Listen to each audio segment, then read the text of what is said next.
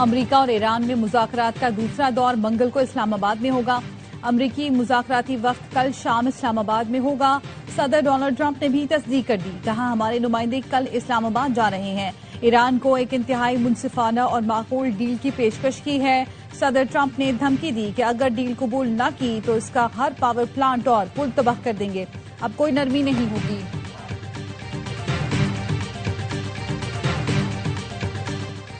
مذاکرات کامیاب ہوئے تو صدر ٹرمپ اور پزشکیان پاکستان جا سکتے ہیں، CNN کا دعویٰ۔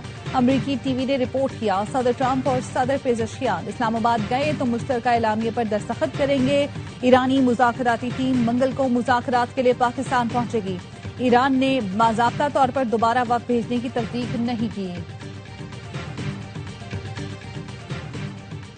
اور پاکستان بن رہا ہے پھر سفارتکاری کا میدان، مذاکرات کا دوسرا مرحلہ اسلام آباد مرکز نگاہ۔ امریکی ایڈوانس ٹیم پاکستان پہنچ گئی۔ مذاکرات کے دوسرے دور سے پہلے اسلام آباد کا ریڈ زون اور توسیعی ریڈ زون سیل۔ ذرائع کا کہنا ہے ایران امریکہ مذاکرات کا اگلا دور آئندہ ہفتے ہوگا۔ اسلام آباد کا سرینا اور میریٹ ہوٹل خالی کرا لیا گیا۔ کسی قوم کو جوہری حقوق سے محروم رکھنے والے ٹرمپ کون ہوتے ہیں؟ ایرانی صدر مسعود پزشکیان کہتے ہیں ایران نے کیا جرم کیا ہے جو جوہری حقوق سے محروم رہے؟ جنگ کا دائرہ بڑھانا نہیں چاہتے، امن چاہتے ہیں۔ ایرانی اسپیکر باقر کالیباف کہتے ہیں امریکہ کے ساتھ معاہدے کے کچھ نکات پر اتفاق طے پا گیا اور کچھ پر اختلافات ہیں۔ امریکہ وارننگ اور ڈیڈ لائن سے اہداف حاصل نہیں کر سکا تو ثالثوں کے ذریعے پیغامات بھیجنا شروع کر دیے۔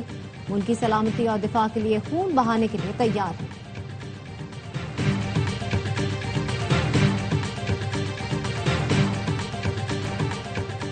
امریکی صدر کی زیر صدارت وائٹ ہاؤس کے سچویشن روم میں ہنگامی اجلاس۔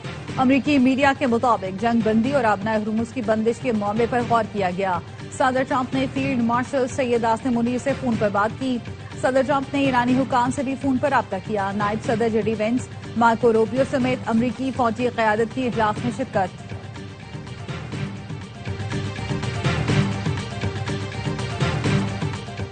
مذاکرات کے دوسرے دور سے پہلے نائب وزیر اعظم کے اہم رابطے، اسحاق ڈار اور ایرانی وزیر خارجہ عباس اراغچی کی گفتگو۔ امن و استحکام اور مسائل کے حل کے لیے مذاکرات کی ضرورت پر دونوں رہنماؤں نے قریبی رابطے میں رہنے پر اتفاق کیا۔ ترجمان دفتر خارجہ نے بتایا وزیر اعظم شہباز شریف اور ایرانی صدر مسعود پزشکیان کے درمیان بھی آج ٹیلی فونک رابطہ ہوگا۔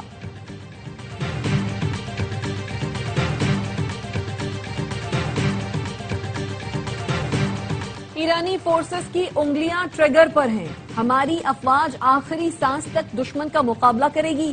ایرانی آرمی چیف امیر حاتمی کہتے ہیں قربانیاں دینے کے لیے تیار ہیں۔ کمانڈر ایرانی arrow space force Majid Moosavi کا کہنا ہے دشمن جنگ ہار چکا ہے۔ ایران پہلے سے زیادہ تیزی سے میزائل، ڈرون اپ ڈیٹ کرنے کی صلاحیت رکھتا ہے۔ جنگ بندی کے دوران اپنی عسکری طاقت کو پہلے سے زیادہ رفتار کے ساتھ بحال کیا۔ ایرانی سپریم لیڈر کے مشیر علی اکبر ولایتی نے کہا آبنائے ہرمز کی حفاظت ایران کے ہاتھ میں ہے، دشمن کی کسی بھی شرارت کا بھرپور جواب دیا جائے گا۔ پیرس اجلاس تماشا ہے، برطانیہ اور فرانس مداخلت نہ کریں۔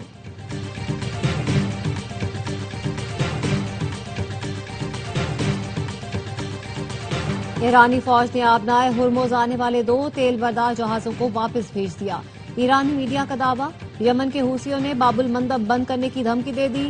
حوثی رہنما حسین العزی نے ایکس پر لکھا اگر ہم نے باب المندب کو بند کرنے کا فیصلہ کر لیا تو کوئی انسان یا جن اسے نہیں کھلوا سکے گا، سب بے بس ہو جائیں گے۔ صدر ٹرمپ اور بین الاقوامی برادری کے لیے بہتر یہی ہوگا کہ وہ امن کی راہ میں حائل تمام رکاوٹوں کو فوری ختم کریں۔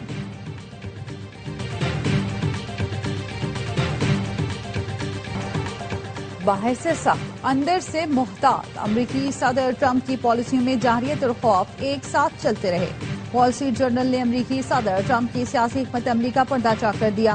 رپورٹ کے مطابق صدر ٹرمپ کا عوامی جاہ و جلال محض ایک دکھاوا، جہاں وہ دنیا کے سامنے ایران کے خلاف سخت زبان اور دھماکہ خیز ٹویٹ استعمال کرتے رہے، وہیں بند کمروں میں وہ مشرق وسطی میں بڑی جنگ کے چھڑ جانے سے خوفزدہ ہیں۔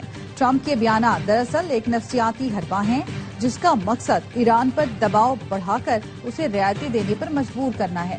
وہ کسی بھی ایسی زمینی فوجی کارروائی سے بچنا چاہتے ہیں جس سے فوجی جانی نقصان یا امریکی معیشت پر بھاری بوجھ پڑے۔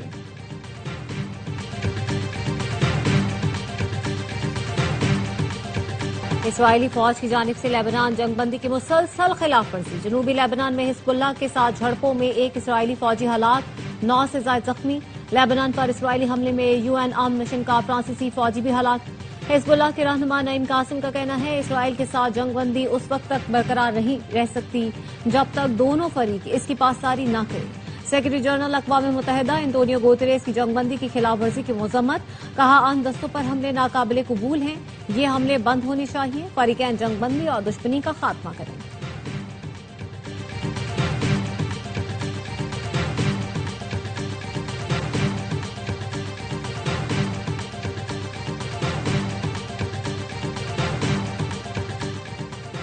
انطالیہ میں نائب وزیر اعظم اسحاق ڈار اور برطانوی وزیر خارجہ کی اہم ملاقات.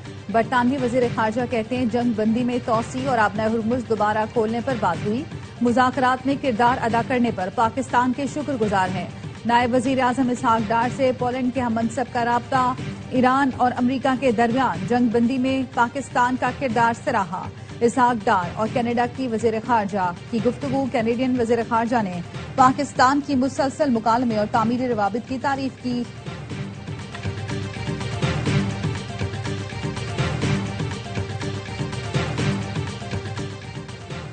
یورپی یونین اسرائیل سے پرانا تجارتی معاہدہ ختم کرے، ہسپانوی وزیر اعظم کا مطالبہ. پیڈرو سینچیز نے واضح کیا کہ ہماری دشمنی اسرائیلی عوام سے نہیں بلکہ نیتن یاہو کی حکومت سے ہے جو عالمی قوانین کی خلاف ورزی کر رہا ہے. جو ملک قانون نہیں مانتا وہ یورپی یونین کا شراکت دار نہیں رہ سکتا. اسپین منگل کو یورپی یونین کے اجلاس میں اسرائیل سے امن معاہدہ ختم کرنے کی تجویز پیش کرے گا. ترکی نے ایران امریکہ جنگ بندی میں توسیع کا مطالبہ کر دیا. وزیر خارجہ حاکان فیدان کہتے ہیں بدھ کو ختم ہونے والی جنگ بندی میں لازمی توسیع ہونی چاہیے. اسرائیل صورتحال کا فائدہ اٹھا کر لیبنان پر قبضے کی کوشش کر رہا ہے.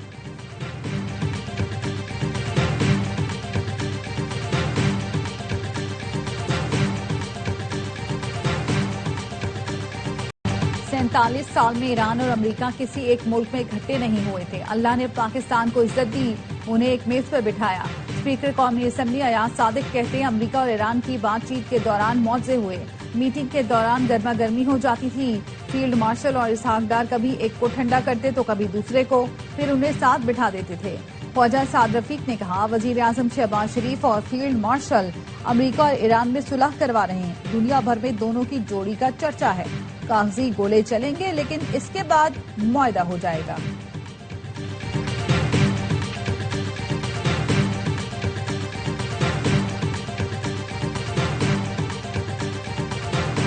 بانی نے 2002 میں پیس ٹاک کی بنیاد رکھی. دنیا 2026 میں عمل کر رہی ہے. میرے لیڈر 24 سال آگے جا رہے ہیں.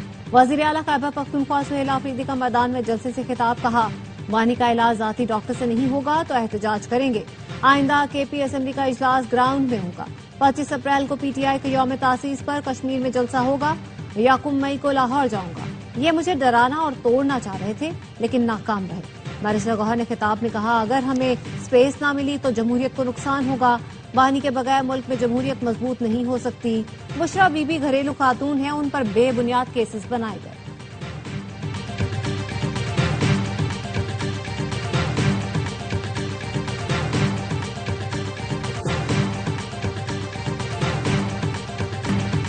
پاکستان دنیا کو عالمی جنگ سے بچا رہا ہے. پاکستان امت کی قیادت کی صلاحیت رکھتا ہے. مولانا فضل الرحمان کا لاہور میں سید سلمان گیلانی سیمینار سے خطاب. کہا آبنائے ہرمز نے تیل کی قیمتوں کو جمپ لگایا. مہنگائی سے عوام پریشان ہے. حکمران کہتے ہیں مہنگائی کے خلاف مظاہرے بند کریں. مہنگائی کے خلاف احتجاج ہم نے مؤخر کیا، منسوخ نہیں کیا.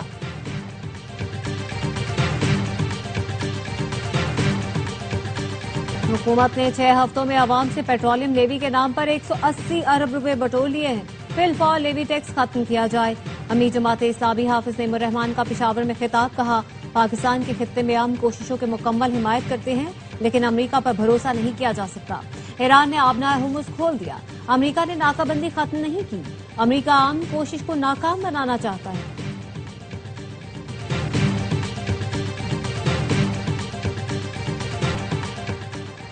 رواں سال اور آئندہ سال خوشحالی اور ہیٹ ویو کا خطرہ. پاکستان کو سپر ایل نینو کا سامنا کرنا پڑ سکتا ہے. موسمیاتی ماہرین نے خبردار کر دیا ڈپٹی ڈائریکٹر محکمہ موسمیات کا کہنا ہے اگست ستمبر میں L Nano super L Nano میں بدل سکتا ہے۔ بحر الکاہل کے پانی کا غیر معمولی حد تک گرم ہونا موسم کے نظام کو بدل دیتا ہے۔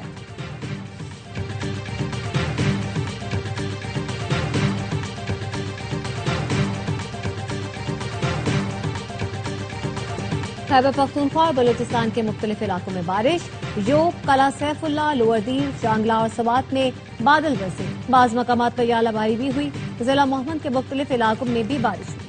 خیبر میں بارش کا سلسلہ وقفے سے جاری، بالائی خیبر پختونخوا، خطہ پوٹھوہار، کشمیر اور گلگت بلتستان میں تیز ہواؤں، آندھی اور گرج چمک کے ساتھ چند مقامات پر بارش کی پیشگوئی۔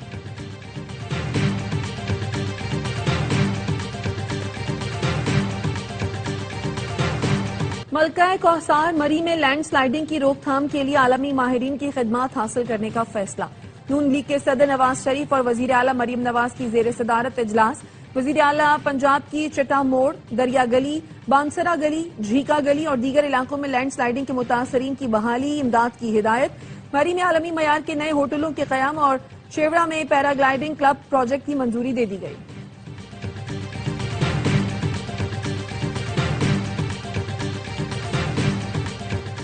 وزیر اعلیٰ سرفراز بگٹی سے بلوچستان اسمبلی کے اپوزیشن لیڈر یونس عزیز زہری کی قیادت میں وقت کی ملاقات، ترقیاتی پروگرام کو عوامی ضروریات سے ہم آہنگ کرنے پر اتفاق۔ سرفراز بگٹی نے کہا اپوزیشن ارکان عوامی نمائندے ہیں، ہر مثبت تجویز کا خیر مقدم کریں گے۔ باہمی احترام اور بھائی چارے کی روایات ہمیں دیگر پارلیمان سے ممتاز بناتی ہیں۔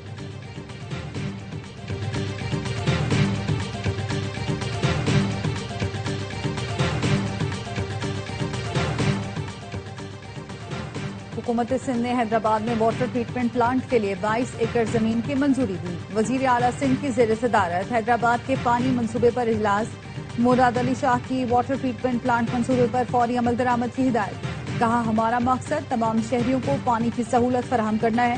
حیدرآباد، قاسم آباد اور ملحقہ علاقوں میں پانی کی فراہمی کو بہتر بنایا جائے، منصوبے کی سخت نگرانی کی جائے گی۔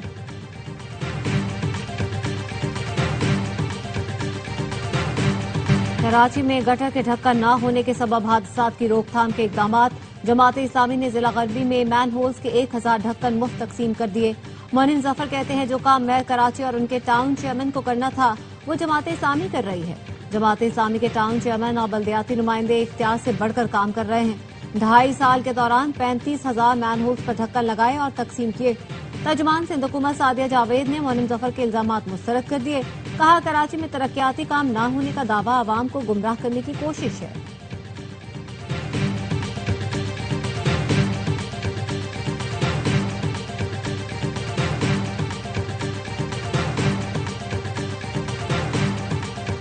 سعودی حکومت کے تعاون سے حج انتظامات کو بروقت مکمل کر لیا۔ عازمین کے لیے ہر ممکن سہولت یقینی بنائی گئی ہے۔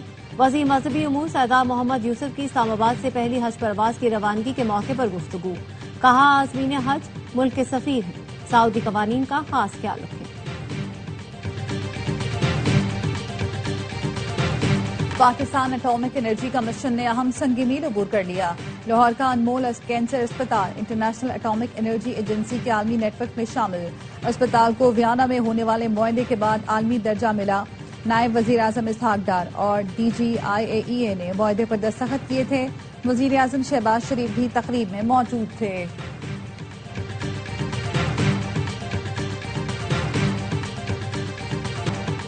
ملک بھر میں جاری انسداد پولیو مہم کا آخری روز 4 کروڑ 45 لاکھ سے زائد بچوں کی ویکسینیشن مکمل۔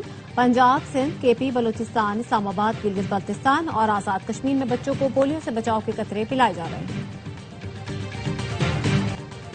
ہر لمحہ پرجوش PSL اسپیشل، وسیم بادامی کے معصومانہ سوالات، باسط علی اور کامران اکمل کے جاندار تبصرے، شاہد ہاشمی اور نجیب الحسنین کی ماہرانہ رائے، اداکار بہروز سبزواری آج بنیں گے مہمان، سامنا کریں گے دلچسپ سوالوں کا، عادیہ اور مصطفیٰ چودھری مسکراہٹیں بکھیرے۔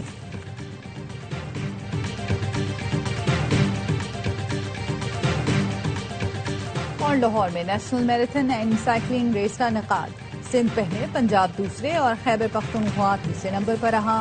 صوبائی وزیر کھیل فیصل ایوب کھوکھر کا کہنا تھا کہ یہ پاکستان کی تاریخ کی سب سے بڑی ریس ہے۔ ہمارا ہدف ہے آئندہ ایونٹس میں 1 لاکھ ایتھلیٹس کو شامل کریں۔